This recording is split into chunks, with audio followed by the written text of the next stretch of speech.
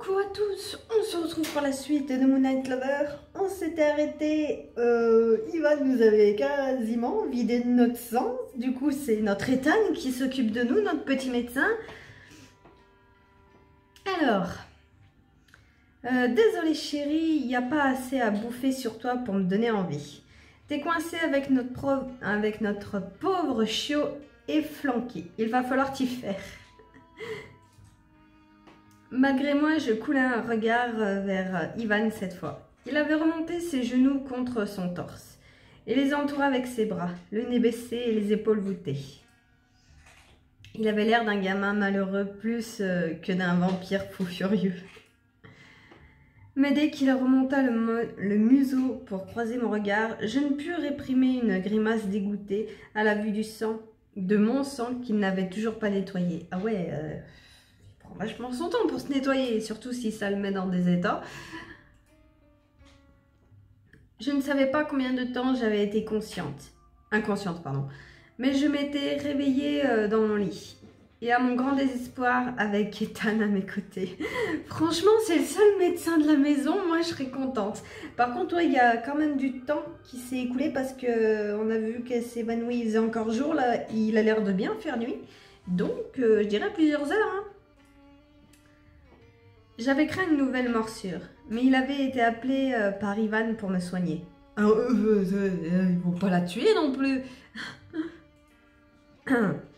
J'avais aussi mal que si les crocs avaient encore été enfoncés dans ma chair. Je suis désolée. C'était la seule chose qu'il avait dit depuis mon réveil. Oui, c'est bon, j'ai compris. Et que tu ne voulais pas me faire du mal aussi, c'est ça? J'avoue, au bout d'un moment, il va nous ressortir tout le temps ça va être chiant. Oui, je sais, je l'ai entendu suffisamment. J'aimerais mieux me concentrer sur le fait d'avoir moins mal pour l'instant. Sans blague. Est-ce qu'on lui rentre dedans ou non? Je pense qu'au bout d'un moment, il va falloir qu'il dépasse le stade de « je suis désolée » pour essayer de trouver une solution. Hein. On va mettre plutôt la baie parce qu'elle est beaucoup moins agressive que la première, je trouve. Grâce à mon incroyable talent, chérie. Arrête de l'appeler comme ça. Ah, ça y est, il commence déjà à être caractériel, bah dis donc. Hein. Le mouvement d'humeur d'Ivan déclencha l'hilarité d'Ethan, qui s'arrêta un instant de me soigner pour se tourner vers lui. T'es sérieux là? Maintenant que tu chasses plus et que tu as un garde-manger, tu te sens pousser des ailes? T'as pas de quoi te vanter, je te signale. Sa main désigna mon cou, propre, mais la douleur que je ressentais me confirmait qu'elle restait vilaine. Ouais, vilaine. T'es même pas foutu de te contrôler avec ton propre calice. T'es toujours un rebut.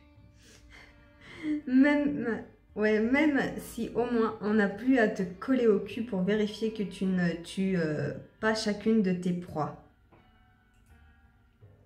Ivan était écarlate.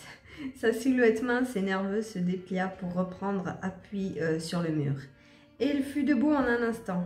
Il me fit penser à un chat sauvage hérissé, les yeux brillants de colère. Ouh, ils vont se fight. Tu me méprises, je le sais depuis longtemps. Je sais pas pourquoi t'es une telle ordure avec moi. Parce que je te rappelle comment tu étais lors de ta transformation, peut-être. Ça cache. La réplique avait été cinglante et glaciale. Elle avait séché le sourire d'Ethan en tout cas. Oh, ouais, oh. Ça promet. Hé, Tricot, c'est pas le moment, on n'entend que toi. Je me demandais quelle serait la réaction d'Ethan. Il franchit l'espace qui les séparait en un instant. C'est fini. Crocheta donc le col du t-shirt d'Ivan et d'un geste brutal le décolla du sol pour l'écraser contre le mur. Avec un gros choc sourd qui me fit sursauter. Ah ouais, il a vraiment touché là où ça fait mal. Hein. Tu te prends pour qui, sale petit merdeux? Tu veux te la raconter devant ta petite humaine? Si, allez-y, baston. Sa voix était gonflée de hargne. Ivan ne détourna pas le regard pour autant. Les mains crispées sur le poing fermé d'Ethan. Attends. Ivan ne détourna pas le regard pour autant. Les mains crispées sur le poing fermé d'Ethan. Ah oui, genre comme ça, je crois. C'est plutôt son poignet, du coup.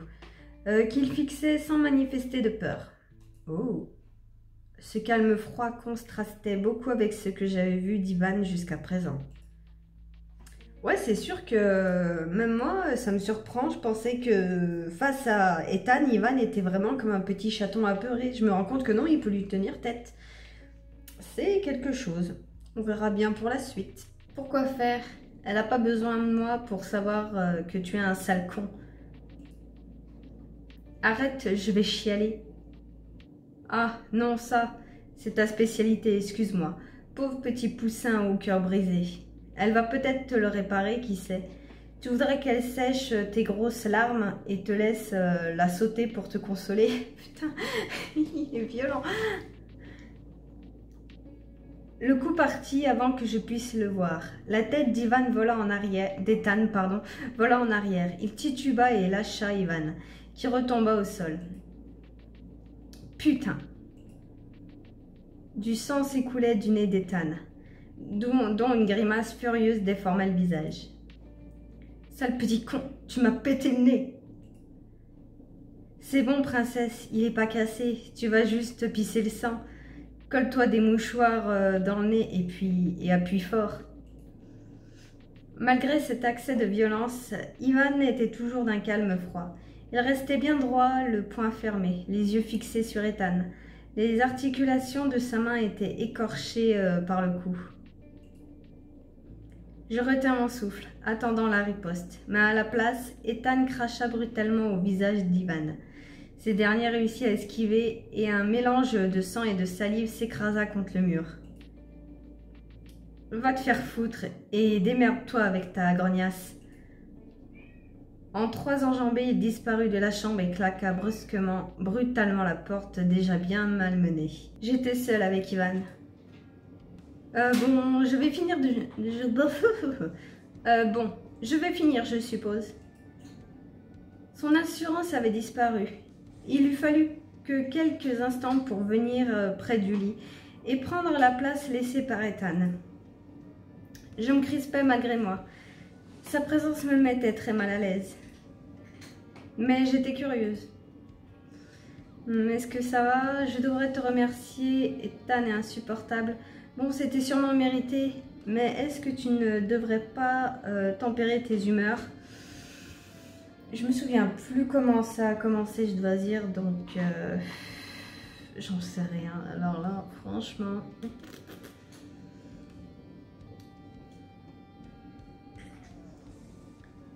Je vais mettre là, allez, j'en sais rien. Pardon?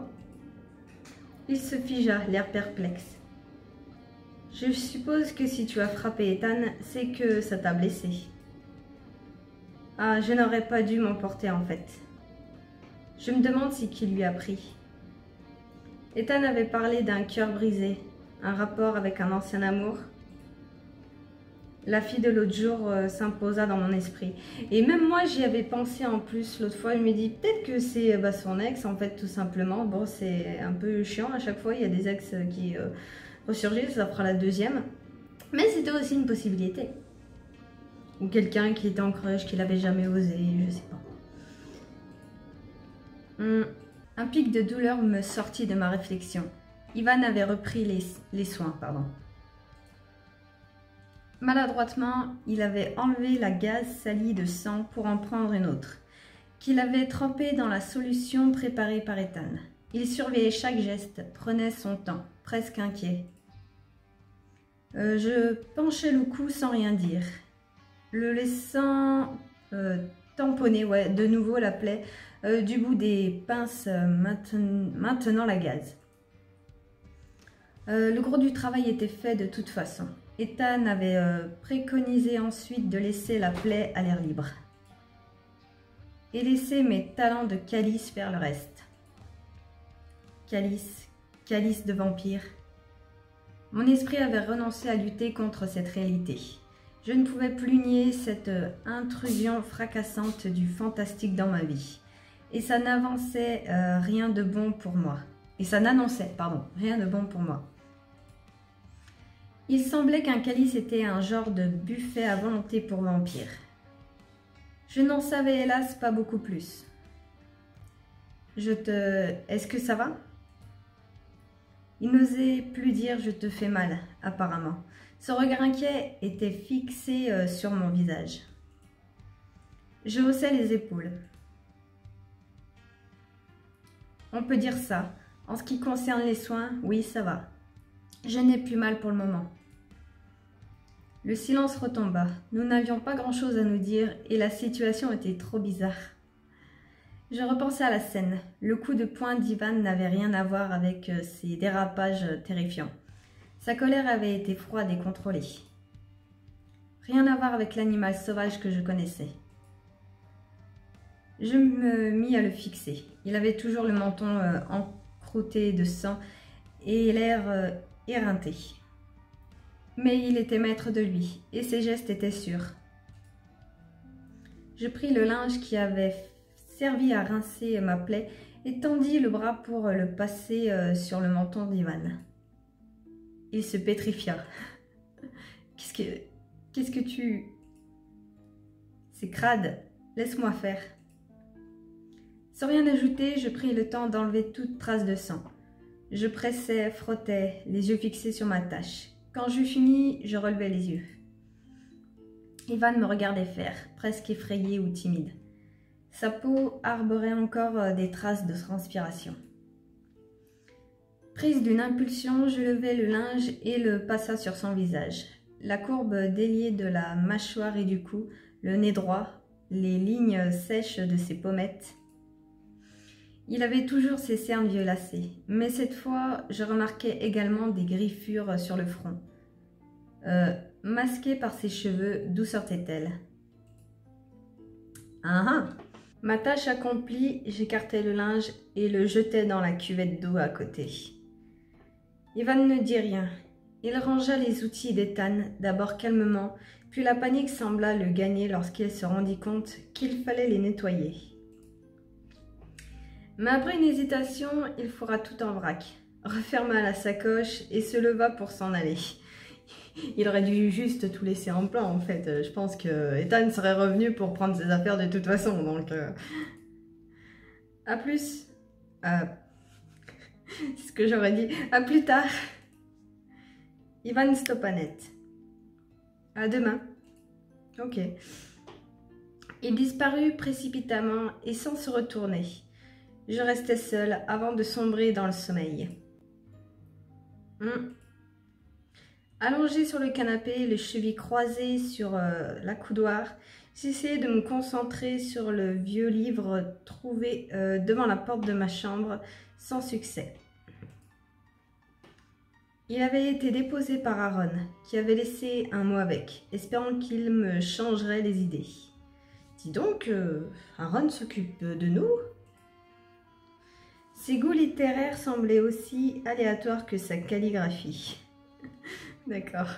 Des récits de batailles médiévales à n'en plus finir. Il trouvait ça distrayant.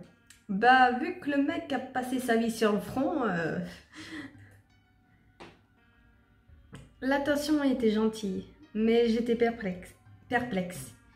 Il y avait des notes enthousiastes laissées dans le livre, commentant les meilleurs passages. Oh, moi aussi je fais ça, j'écris dans mes livres des moments, des petits trucs, des petites notes, ouais, des phrases que j'ai bien aimées, des passages, ou alors un personnage qui m'a saoulé, que je critique. J'aime bien faire ça. De préférence ceux qui décrivaient des décapitations sanglantes et des amputations. Ok, j'ai rien dit. C'est frais, c'est charmant. Je me demande bien ce qu'il dit. Oh, moi j'ai pas fait comme ça, j'ai plutôt fait comme si... Au moins cela m'évitait de penser à Ivan ou à mon cou en train de cicatriser qui me lançait. Une feuille tomba au sol alors que je tournais la page. Je la ramassai et regardai l'écriture, m'attendant à trouver les pattes de mouche brouillonnes d'Aaron. Je pris un coup au ventre. Dans le coin inférieur, la signature révélait le nom de ma mère. Oh! Qu'est-ce que... Le papier, jauni et friable, s'était échappé de 2 pages collées ensemble. Aaron ne l'avait peut-être jamais lu. Je me mis à parcourir frénétiquement les notes, le cœur battant à tout rompre. Oula, mais ça devient vachement intéressant là, c'est la première fois qu'on tombe sur un truc comme ça et pourtant, elle en avait cherché des indices, bon vite fait, mais elle en avait cherché, elle n'avait jamais rien trouvé. Là, c'est la première fois qu'on trouve un truc concret. Hélas, le temps avait dilué une partie de l'encre.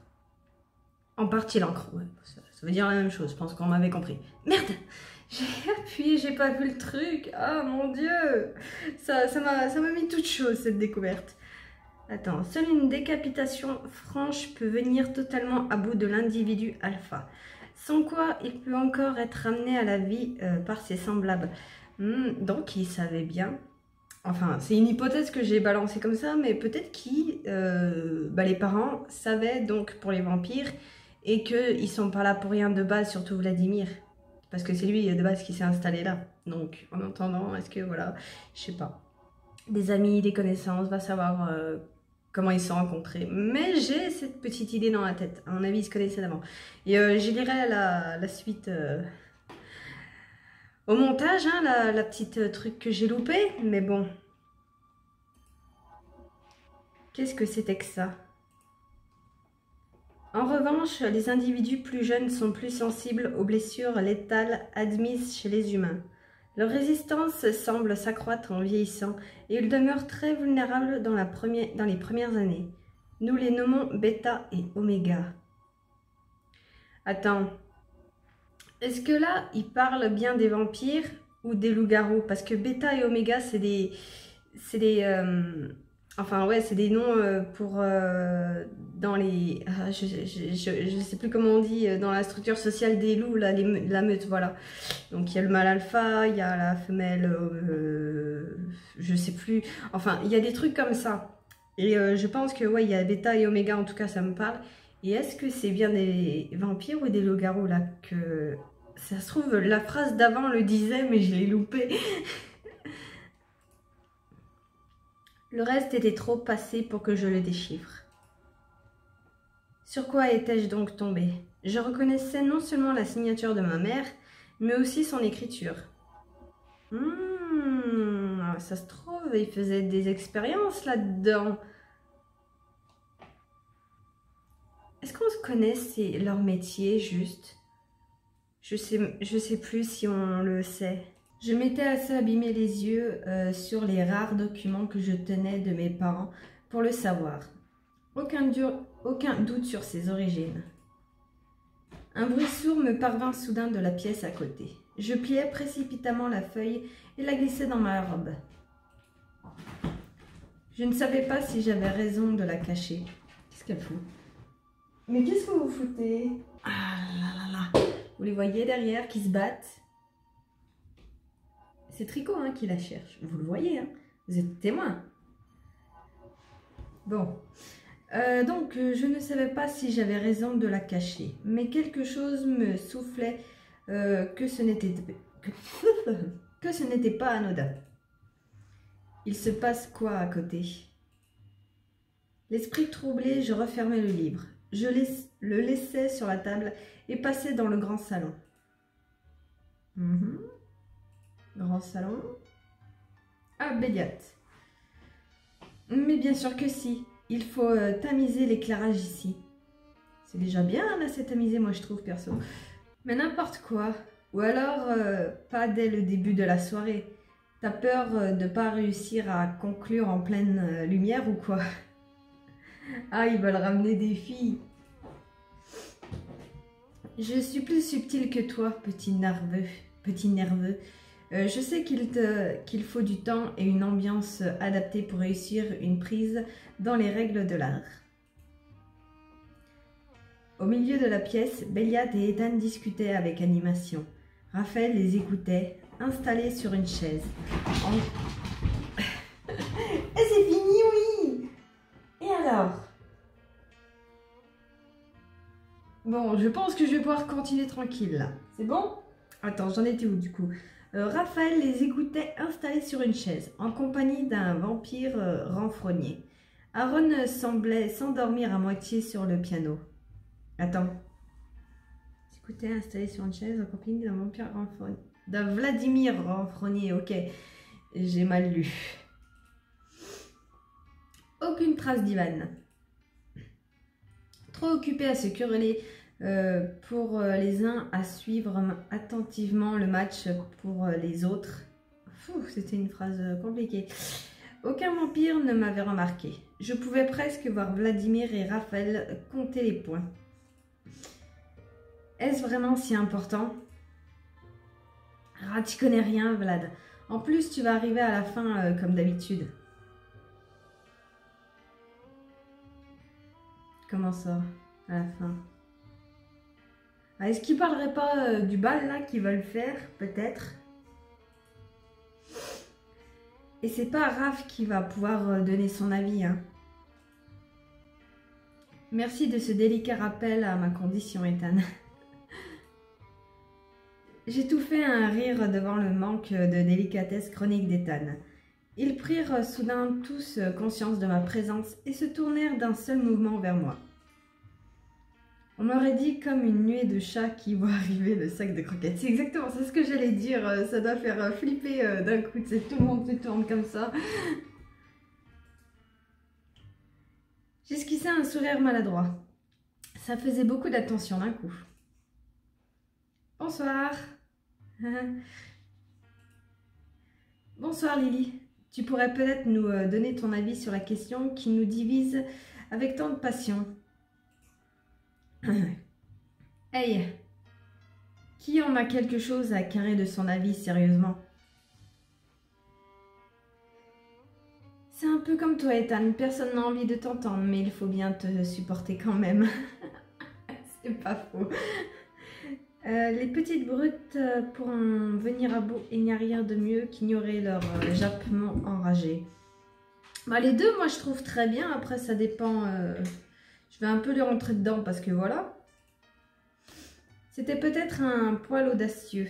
Étant donné que je n'étais pas encore très bien intégrée, mais à voir les sourires des autres, je sus que j'avais eu raison. Mais pour qui tu te...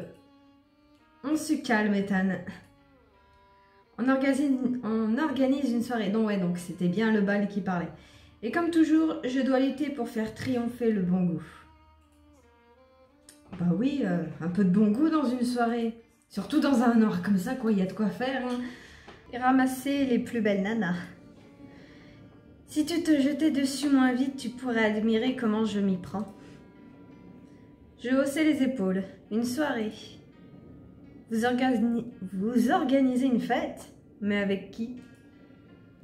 Ma question, aussi naïve que sincère, m'attira des regards surpris. J'avais bien une idée, mais je craignais de la formuler. Des invités? Il veut pas dire amuse-gueule. Oui, ça, je me doute, mais je croyais que vous vous teniez à l'écart. Je n'en avais pas parlé frontalement avec eux, mais j'avais bien compris qu'ils ne tenaient pas à ébruiter leur présence ici.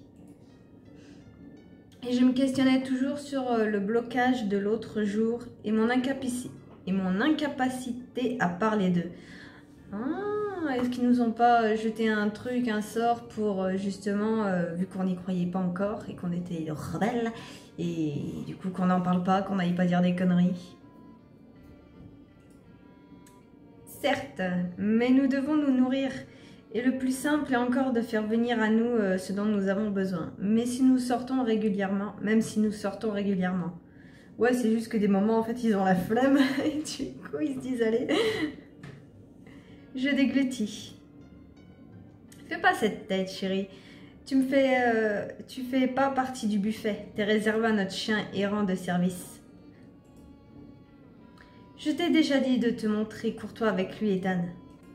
Oui, ils sont très courtois l'un l'autre. Hein. Tu peux toujours rêver, Vlad. C'est pas mon problème si tu t'en es entiché. Tu connais mon sentiment sur le sujet. Comme tout un chacun ici. Une soirée pour faire un festin, je n'étais pas certaine d'apprécier la situation. Des gens comme moi venus pour se faire dévorer et transformer. Ah non, c'est pas dit qu'ils se transforment obligatoirement. Ça veut dire qu'il y a d'autres calices?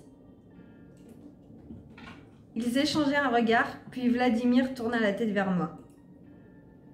Non, je sais que nous ne t'en avons pas parlé, je suis désolée. J'espérais qu'Ivan se charge de t'éduquer à ta nouvelle condition, mais il n'a pas l'air décidé de le faire. Je me trompe? Il est surtout pas non plus dans les bonnes conditions lui-même en fait. Assumez un peu. J'ai oublié ton nom. Ouais, c'est Vladimir. J'ai oublié, tu me déçois, Vladimir, tiens.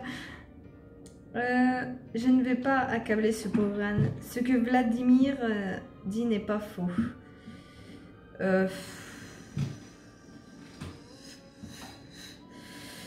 J'ai pas envie d'accabler Ivan parce que clairement on voit bien que lui aussi il est pas enfin stable. C'est aussi un peu à eux de prendre ça en compte. C'est pas parce que il est lié à nous que c'est son problème, que ça les regarde plus. Je suis désolée, là on est dans un contexte où on est un peu dans une, comment dire ça, pas une secte, mais voilà, on est un peu dans une famille recomposée, on va dire. Et donc Vladimir fait office de chef, c'est clairement lui qui était là le premier, il a mis les bases. Mais du coup, ouais, c'est un peu à lui aussi de gérer ce genre de truc, surtout quand il voit que Ivan n'est pas capable de gérer lui-même. Au bout d'un moment, ça va pas les tuer de nous expliquer eux, pour une fois. Je comprends pas ce délire en fait. Ce que l'avait Vladimir n'est pas faux. Bah les deux sont bonnes, mais je vais prendre la A. Ivan a déjà du mal à se contrôler et supporter ma présence. Je crois qu'il avait autre chose à penser que m'expliquer tout ça. Exactement, elle le dit. Ah. Le regard surpris de Vladimir me fit rougir. Je n'avais aucune raison de prendre la défense d'Ivan. Et pourtant, c'était sorti tout seul. Non, c'est juste que c'est logique. Comme je l'ai expliqué, c'est même pas prendre sa défense, c'est juste de la logique.